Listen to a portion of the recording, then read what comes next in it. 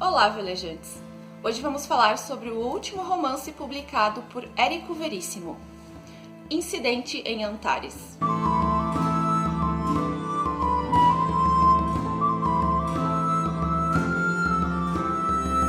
Érico Veríssimo nasceu em Cruz Alta, no Rio Grande do Sul, no ano de 1905, e ele publicou diversos romances, contos. Ele também fazia trabalhos de traduções e ele ganhou alguns prêmios importantes da literatura brasileira, entre eles o Jabuti. Morreu de infarto em 1975 em Porto Alegre e podemos considerá-lo um dos escritores mais brilhantes do Brasil. E ele é um dos meus escritores favoritos. Em Incidente em Antares temos uma sátira. Nele, Érico Veríssimo traz críticas contundentes ao autoritarismo e ele foi publicado em 1971, em plena ditadura militar. E essa edição que eu tenho aqui é justamente de 71, da editora Globo, e foi a primeira edição. Ele é comprado em sebo, por isso que ele tá meio desgastado, mas eu gosto muito dessa edição aqui, porque eu gosto da capa e eu também gosto da contracapa, porque traz uma foto do autor na época em que ele estava escrevendo esse livro. Mas sobre o que fala Incidente em Antares? Bom, de forma bem chula, podemos chamá-lo de The Walking Dead dos Pampas, porém com críticas sociais. Mas vamos por partes. Antares é uma cidade fictícia localizada no Rio Grande do Sul, seria perto de São Borja, então é fronteira com a Argentina, às margens do rio Uruguai. O livro tem quase 500 páginas e é dividido em duas partes. Na primeira parte, que tem quase 200 páginas, nós vamos ver a formação de Antares desde os seus primórdios, quando era apenas um povoado. E nós vamos passar então vendo essa formação de Antares pela história do Rio Grande do Sul e do Brasil, tendo a parte política nacional muita importância aqui. Desde os primórdios de Antares temos duas famílias mais abastadas que mandam e desmandam na cidade. Aquele velho coronelismo, sabe? Então, nós temos os Campo Largos e os Vacarianos. Os Vacarianos, na verdade, até chegaram um pouco antes dos Campo Largos, conforme a história de Antares nos conta. E essas duas famílias entravam em disputas bem acirradas, então eles brigavam muito desde o século XIX pelo poder, pelo poder da cidade. Eles divergiam um pouco politicamente ali no início, tem umas disputas até meio sangrentas ali, é bem legal de ler. Mas conforme foram passando as gerações, eles foram se aproximando e nos anos 60, que é onde passa a maior parte da história, eles até se dão bem, as duas famílias até se visitam, já digamos que dividem o poder ali da cidade, mas até chegar nesse ponto nós vamos vendo toda a história deles e vemos principalmente como eles se comportam perante a situação política do Brasil. No início dos anos 60 temos um grande acontecimento em Antares, ainda na primeira parte do livro, então ainda não chegamos na parte principal, que é uns estudantes de Porto Alegre, de uma universidade de Porto Alegre, que vão até Antares fazer uma pesquisa que resulta num livro. E tem um professor comandando, essa pesquisa, e essa pesquisa vai servir pra gente, pro leitor, ver como o povo era ignorante em Antares, como a burguesia era alienada, porque eles totalmente tentam ignorar a Babilônia, que é uma favela muito grande que se formou com os anos ali no entorno de Antares, e eles ficam muito irritados que o pessoal da universidade vai até a Babilônia e fala sobre a Babilônia no seu livro. E uma coisa que eu achei legal é que tem o professor que comanda essas pesquisas, o sobrenome dele é Terra.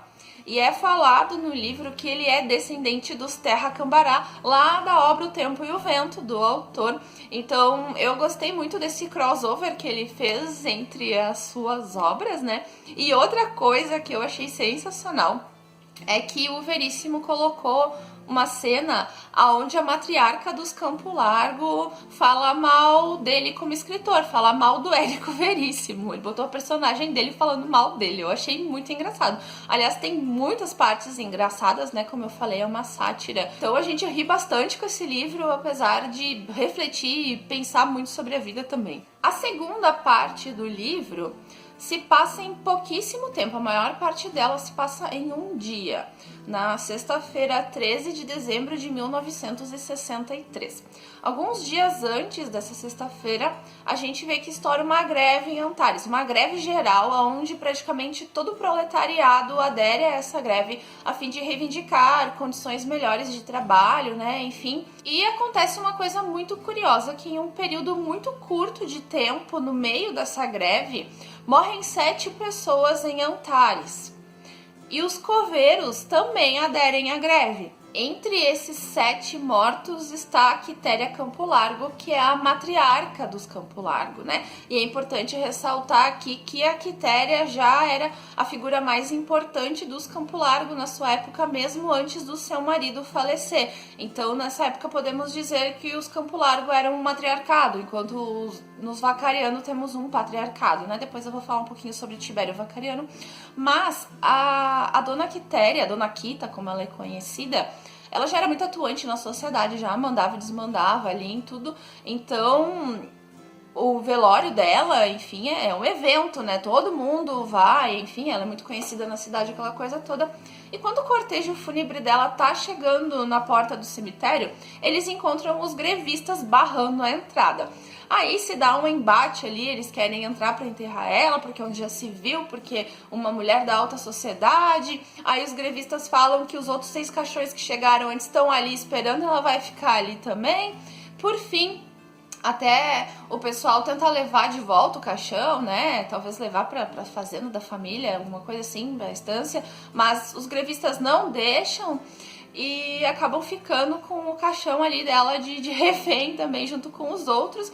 Então eles depositam o caixão da Quitéria junto com os outros 6 caixões no muro do cemitério, esperando o desfecho da greve, esperando para ver quando que vão poder sepultá-los. No meio da noite, quando não tem ninguém assim muito perto cuidando dos caixões, um ladrão se aproxima com a intenção de abrir o caixão da dona Quita. Afinal, ela era muito rica, todo mundo sabia que ela queria ser enterrada com as suas joias, né? Esse ladrão, então, abre a esquife tentando procurar joias, e quando ele faz isso, a dona Quitéria acorda. Aí, obviamente, ela abre os olhos e o cara sai correndo, né? Aí ela levanta e ela fica chocada, ela acha um disparate, ela como cristã fervorosa tá ali insepulta, então ela resolve ver quem que tá nos outros caixões também. Aí ela abre o primeiro caixão e temos Cícero Branco, que era o advogado da burguesia. Ele fica, inclusive, muito honrado de estar ali com a dona Quitéria. Aí eles abrem os outros caixões e os outros mortos, então, são o Barcelona, que é um sapateiro anarquista ali da cidade. Esses 3 primeiros todos foram de ataque cardíaco. Cícero Branco eu não tenho certeza como é que ele morreu, não me recordo agora. Mas a dona Quitéria e o sapateiro anarquista com certeza foi coração, tá? Quem mais vamos ter ali? Vamos ter João Paz, que é um militante que morreu sob tortura no porão da delegacia de Antares. Nós temos Herotildes, que é uma prostituta já velha, ela é a prostituta, uma das mais famosas, das mais antigas ali de Antares, né? Quando ela era nova, era considerada a mais bonita. E ela morreu de tuberculose por negligência do hospital. Nós temos o Pudim de Cachaça, que é o notório cachaceiro da cidade, que morreu envenenado pela própria esposa.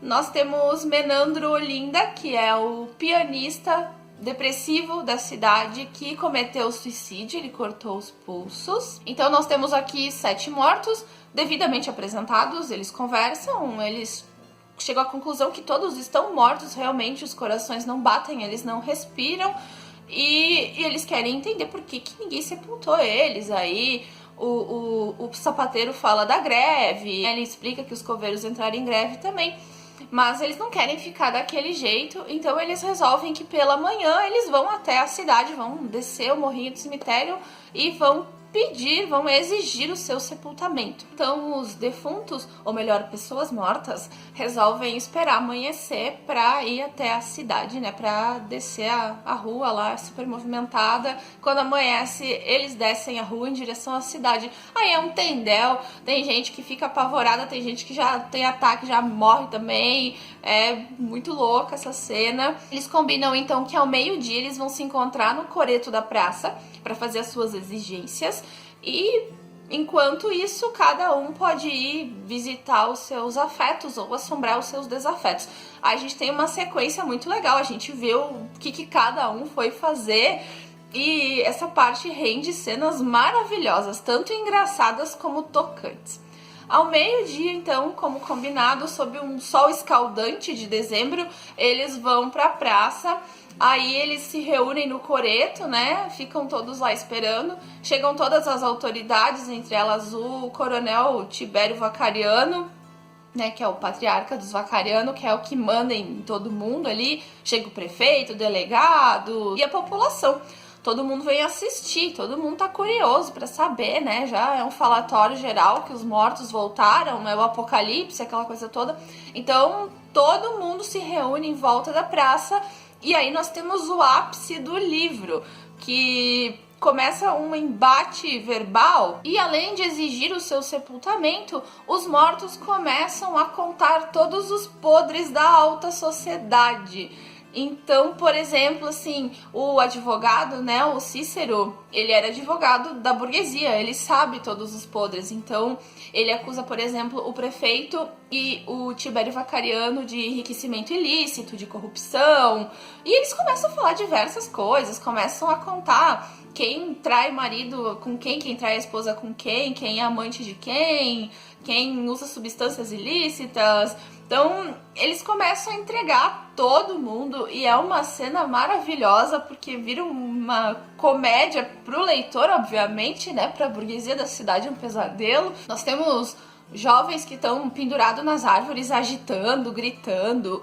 Tem os urubus que já estão sobrevoando a cidade, porque os cadáveres, né, eles exalam um mau cheiro horrível e já estão apodrecendo, ainda mais embaixo do sol do meio-dia. Então é maravilhosa essa cena. Aí depois nós vemos como a burguesia vai lidar com essas acusações, como cada um dos acusados age. E a grande questão é o que eles vão fazer com a greve, com os mortos, com as pessoas mortas que se recusam a sair ali do coreto. Como é que vai ser o desfecho disso e, sobretudo, se isso tudo vai entrar para a história ou não. Uma coisa que me chamou muita atenção foi o fato de pessoas tão diferentes apenas se unirem na morte. Perante a morte, eles eram todos iguais. Eles perceberam que eles eram todos iguais. Eles estavam lutando pela mesma coisa, que era ser enterrados, né? E então, por exemplo, Dona Quitéria, muito rica, né? Uma das pessoas mais ricas da cidade. E Herotildes, muito pobre, né? A prostituta, ela seria até enterrada como indigente. E nós vemos como a morte é democrática. Não importa se você tá no melhor caixão ou numa caixa bem simples. Todos vamos para o mesmo lugar. E outra coisa que me chamou muita atenção foi que os mais pobres, os dois mais pobres, que é justamente a Herotildes e o Pudim de Cachaça, foram os que foram melhor recebidos pelos seus únicos amigos. Então, a Herotildes apenas tem uma amiga, que é uma mulher que também é prostituta como ela, que elas dividem um quartinho. E o Pudim de Cachaça vai falar com o outro cachaceiro ali, que é muito amigo dele, que é o Alambique. E essas foram as pessoas que melhor agiram perante os seus mortos voltando. Porque a Dona Quitéria, que é a mais rica de todas, por exemplo, ela só conseguiu se entristecer perante a atitude das filhas e dos genros. Sem falar no advogado Cícero, que encontra a esposa dele já na cama com outro, né? Nem esfriou o cadáver ainda. E ele dá a entender que já sabia que ela traía ele em vida também.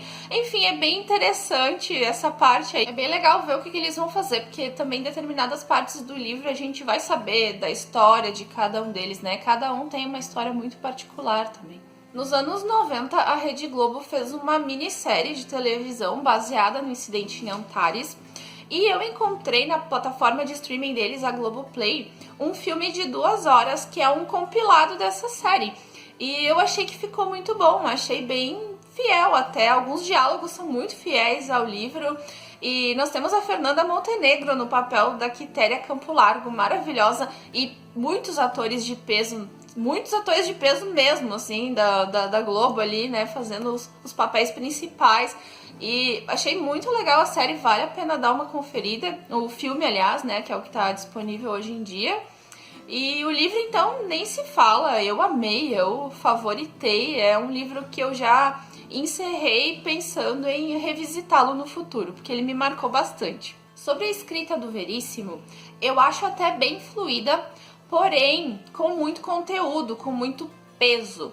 Ele não desperdiça palavras, tudo que tá ali tem que estar ali, é o que contribui para as obras dele serem tão completas e nem um pouco rasas. No Incidente em Antares, assim como na obra O Tempo e o Vento, a gente tem muitas expressões mais regionais. Então eu não sei se complica um pouco para quem não é daqui. Eu acredito que não, porque eu vejo pessoas do Brasil inteiro que falam que gostam muito da obra do Érico Veríssimo, inclusive citando essas duas obras, né, que eu tô citando aqui.